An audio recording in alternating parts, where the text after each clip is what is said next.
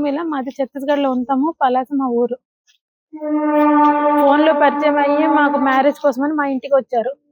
వాళ్ళ ఫ్యామిలీ అంతా, వాళ్ళ మామయ్య వాళ్ళు, వాళ్ళ అక్క చెల్లి వాళ్ళు అందరూ మా ఇంటికి వచ్చి పిల్ల కావాలని అడిగారు.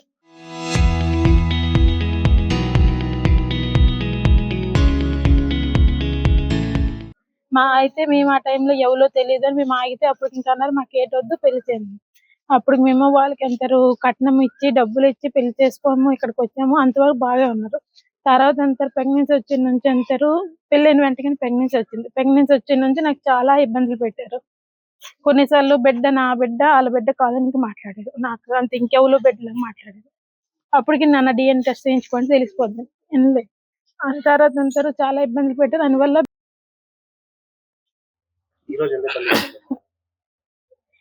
మా హస్బెండ్ ఫోన్ లో నేను ఎవరితో ఎంత చాటింగ్ చూసాను. అయితే అది ఎందుకు అనగానే అడిగితే నన్ను కొట్టాడు. కొట్టిన తర్వాత మేము మా ఇంటికి వచ్చి మా అత్త వచ్చి అంటారు మా అమ్మ మీద అంటారు కొట్టను. మా అమ్మ కొట్టింది, మా అమ్మ నైట్ చంపింది. వాళ్ళ తమ్ముడు వచ్చి మా అమ్మని నన్ను అంటే చెత్త అంటే బలత్కారం చేస్తాను, మగతనం చూపిస్తాను అనుకుని మా పైనకి వచ్చాడు. అంతలో మేము ఇంట్లోకి వెళ్ళిపోయాం. పోలీసులకు ఫోన్ చేసి మేము తాడేపల్లి పోలీస్ స్టేషన్కి వెళ్ళాం. పోలీస్ స్టేషన్కి వెళ్ళి మేము కంప్లైంట్ చెప్పాము మా పరిస్థితి ఉంది, మాకు అక్కడికి వచ్చారు. మా హస్బెండ్ అన్నాడు నాకు ఒక్క ఛాన్స్ మంచిగా చూసుకుంటే ఇంకేనా అవ్వదు అనుకుని అక్కడ అనేసి ఇక్కడ ఇంటికి వచ్చిన తర్వాత మాకు కొడతాం అనుకుని ఇచ్చేసారు. ఆ రోజు మేము తాళం వేసుకుని రాత్రి నుంచి ఇప్పటి వరకు మేము ఇంట్లో ఉన్నాం. ఈ రోజు ఇరుగు పనులు వచ్చి మాకు తిండి ఇచ్చి తలుపులు తీయండి ఏం అవ్వదు మేము చూసుకుంటామంటే అప్పుడు మేము బయటకు వచ్చాం. మా హస్బెండ్ కి ముందు కూడా మ్యారేజ్ ఉన్నాయి అనే సంగతి నాకు తెలియదు.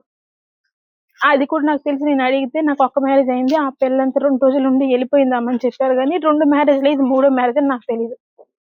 కానీ నాకు డివోర్స్ పేపర్ చూపించడం లేదు. 8 నెలలు అవుతుంది ఈ రోజుకి. నాకు నేను ఇచ్చిన డబ్బు నాకు అన్నం నాకు బంగారం డబ్బు నాకు ఇచ్చేస్తే నేను నా మట్టికి వెళ్ళిపోయి నేను వేరే నా బతుకుంటానని నా ఉద్దేశం. నాకు వద్దు సార్, నాకు ఆయనతో ప్రాణాలు ప్రమాదం సార్. వాళ్ళు నాకు చంపేవాళ్ళని చూస్తున్నారు. మా భర్త కూడా నాగరాజు, తగ్గుపతి నాగరాజు. అంటే వాళ్ళు చెప్పింది మిన్నల్లా వాళ్ళట ఎన్ని తప్పులు చేసినా ఎవరితో అక్రమ సంబంధాలు పెట్టుకున్నట్టు నేనేం అడగకూడదట. అసలు నేను నోరిపోయాను ఉంటే నువ్వు ఎంత పడుండు లేదంటే వెళ్ళిపోనంటున్నారు. ఇంకెవరితో సంబంధాలు ఉంచుకునే వాళ్ళు నాకు కొట్టనకే వచ్చింది, నేను వాళ్ళతో ఎనగించి ఉండాలి. అప్పటికి అన్ని వదిలేసి మన బతుకు మనం బతుకుందామా, నేను ఆ ఇంట్లో ఉండలేను, మన ఇద్దరం వెళ్ళి వేరే బతుకుందామని పొజిషన్ చెప్పా. సరే అన్నాడు. అప్పుడు కూడా మళ్ళీ వచ్చేంతారు ఇంటి మీద దారుణం చేసి నన్ను చంపాలా నన్ను కొట్టాలని చూస్తుంది.